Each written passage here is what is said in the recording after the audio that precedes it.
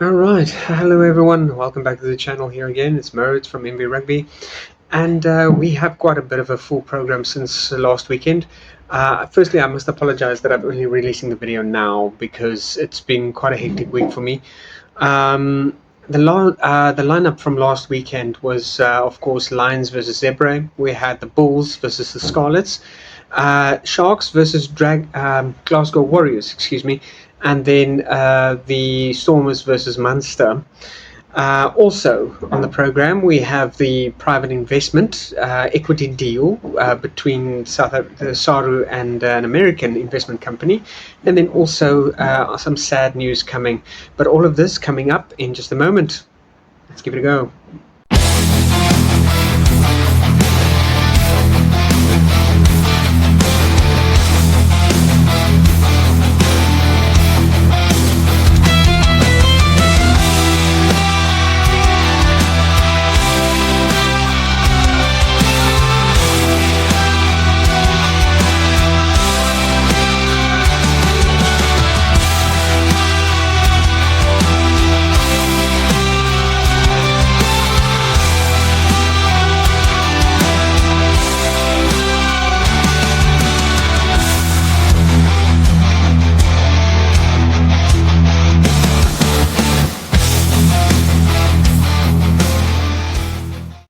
Right, so there's quite a bit of happening this last weekend. We have been seeing a lot about this equity deal between SARU and an American holding company called AGS, I think it was, or ASG.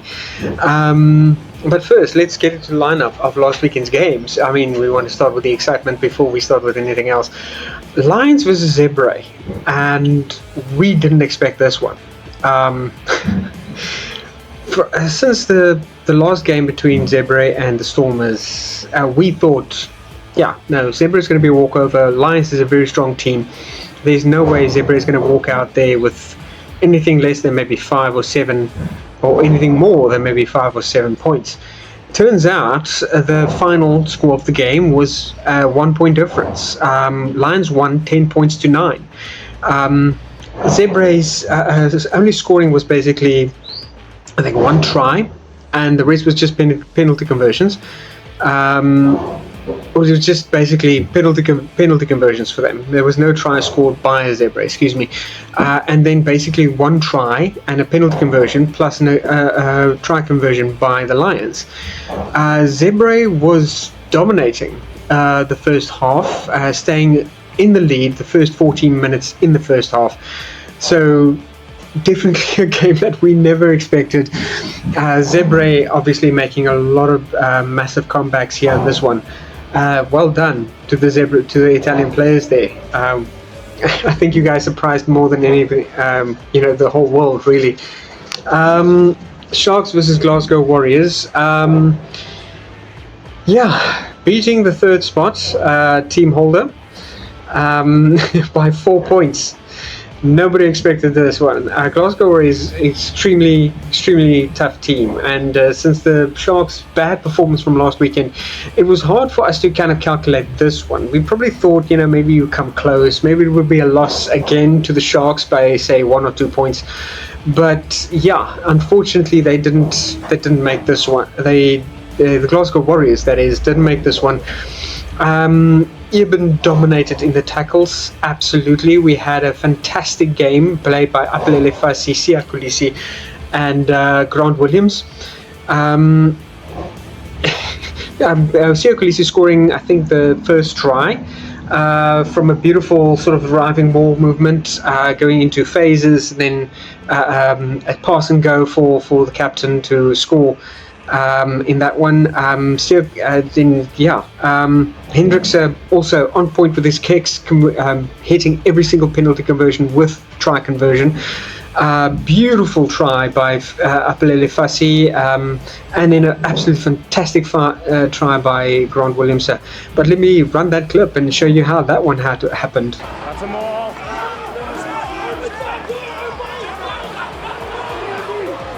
There's Williams. Good hands there from Hendricks on to Mpimpi, and look at Grant Williams, he's after it! Well, he's one of the quickest in the business. Grant Williams in a world of very, very fast scrum halves. 2 of them on the pitch at the moment. Williams perhaps settling the contest. Oh, big double check, a forward pass, but he's so quick. You mentioned his pace. We mentioned it earlier on. He's such an electric player. There's a question mark over that pass, but as we saw in the first half, that kick back infield is so difficult to cover. It's even more difficult to cover when you've got someone at the pace of Grant Williams. Hunting the inside, see only 2 boots, is just double check. And apart from that absolutely wonderful performance there, we had some really strong carries by Emmanuel Tetsuka. The yellow card also on Brown for the head contact didn't help them at all. It was kind of unfortunate because both players does seem to dip into the tackle, which I suppose is what kind of mitigated the red card from that one. But yeah, unfortunately that is the rules. Like I've said so many times, both dip into the contact, into the tackle. There was head contact on Siya Kolisi, so that would obviously cause the yellow card from being issued. And then, yeah, basically coming to a final score of 28-24, giving the Sharks a well-deserved win there over the Glasgow Warriors. Stormers versus Munster, and no one saw this coming. Munster being strong enough to make it into the semi-finals in the last URC season, totally beating out the Stormers before that, and now to come back and honestly being dominated by the Stormers. I think that is the only way I can describe that, really. Wow. Willemse was outstanding, totally redeeming himself in the kicking department, hitting every single conversion with a penalty conversion, try conversion, and 1 drop goal. Which was absolutely fantastic. Brilliant play that by the ex-Springbok player. Tries by Hartzenberg, Turnison, and then Nel as well. Nel scoring 2 tries for that game, and then crushing Munster with a 15-point lead for the Stormers to win 34-19 against Munster. Like I said, I mean, if you were surprised now, nobody saw this coming. It was just one of those ones that's just absolutely for the books. Storm was absolutely performing better. I think is the best way I can describe this. Much better than previous performances. But yeah, quite happy with that one. And then the Scarlets versus Bulls on last week Friday. Yeah, and it unfortunately didn't go too well for the boys in blue this weekend. Being beaten out by the Scarlets, which we didn't actually expect. Like the Lions, we all expected the Bulls to deliver another really strong performance that weekend, but unfortunately it wasn't to be. Dominating the first half with 3 tries to the Scarlets 1, and converting it basically all. I mean, there's this absolutely wonderful play by Kenan Moody and Kirtley Aronson, but unfortunately disaster kind of struck when Grobelaar was given a red card within the second half, and this seems to be like now a growing trend within the URC. Now, and I don't know if it's maybe just the Bulls or if it's the South African teams as a whole, where referees seem to have it in for them. Grobelaar basically going into a tackle, head contact, so it was deemed a dangerous tackle, which is fair, which is fine.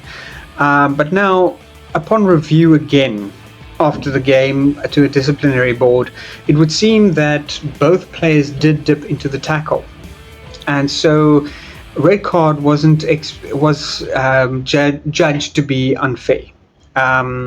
It seems to be that the yellow card was sufficient to the board as punishment for Grobelaar. But now the problem is, yes, there was head contact, there was a dangerous tackle. Both players, though, dipped into the tackle, so that is mitigating circumstances. Now we're sitting with the problem that during the game, Grobelaar was sent off for the entirety of the game. where he shouldn't have only gotten off for 10 minutes. Did that have an impact? I believe it would have. Grobbelaar is a key player within the front row of the Bulls, so for him to go off at that crucial moment did kind of hurt the Bulls quite a lot. Bulls tried to keep the pressure on quite nicely. Unfortunately, that did translate into some ball handling errors and ill discipline.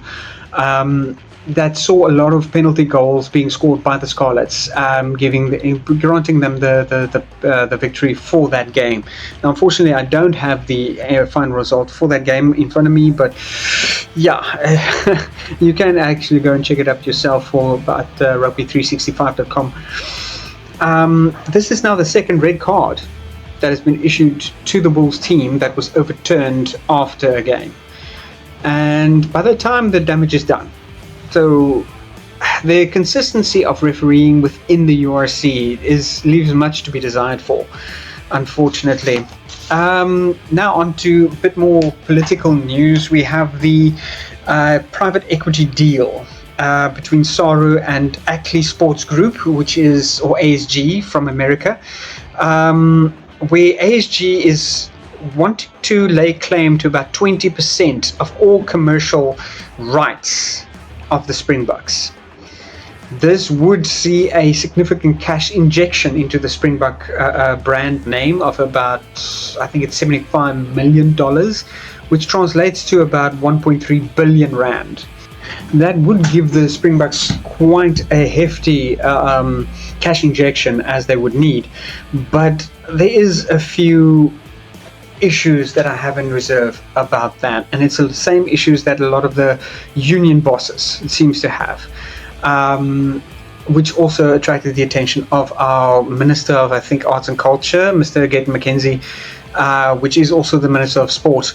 And I'm pretty happy because, in my opinion, this is a bad deal. It's been a bad deal for whenever it's been made, even overseas. We saw the UK Premier League having quite a few of the clubs getting cash injections with private equity deals and everything. And the problem with that is, as Tim from Egg Chasers has pointed out, is that these clubs would then get the massive cash injection. They would go and spend it all to squash all their debts and all of that. But now they own 20% of the club for life, or until they basically sell that equity deal, their shares within the club. So for life, the Springboks would own or owe ASG 20% of their commercial income. We've seen a lot of clubs and teams going bust exactly for that reason. It has also been tried in New Zealand with a lot of New Zealand clubs, and also same result. On another end of the deal, and my greatest concern is the individuality of the Springboks. The Springboks is our national team, and what they've done for South Africa, the unity that they have provided for our country, and kind of bringing us all together as a country. Would that be lost? Commercializing these kind of entities is never good for like a kind of team spirit or a unifying country, where the Springboks is standing up as a national team and as a symbol of unity for us. To me, in my mind, that will be lost as soon as this kind of comes in, because now it becomes a profit-driven entity rather than a national sense of pride. I'm just so happy that the minister and the club owners, or club bosses for most of the South African rugby clubs, rugby unions, has called a halt to this indefinitely until they have finished a debate within Parliament on this deal. So watch this space, a lot more to happen there. So yeah, that is it from me, guys, for this week. And yeah, give me your thoughts below of basically what the games was like for you last week, if you have, which of the games you've watched. And then what do you think about this equity deal between SARU and the American ASG? What is your feelings? What are your thoughts on that one? Also, there is a bit of a sad development between Rachel and Siya Kolisi. It seems that they are getting divorced now.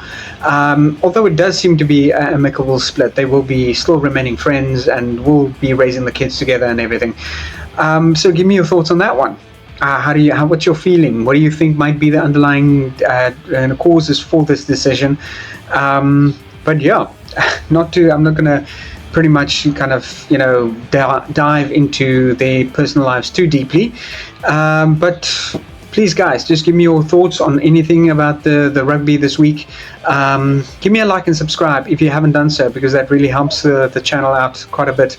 And yeah, this coming weekend we have the URC fixtures as well. We got the Benetton versus the Bulls, Stormers versus Glasgow, Sharks and Munster going head to head, and then Lions versus Leinster going head to head this weekend. So quite a lineup for some real good rugby action, cold beers and definitely a braai. Anyway, guys, have a good weekend and peace out.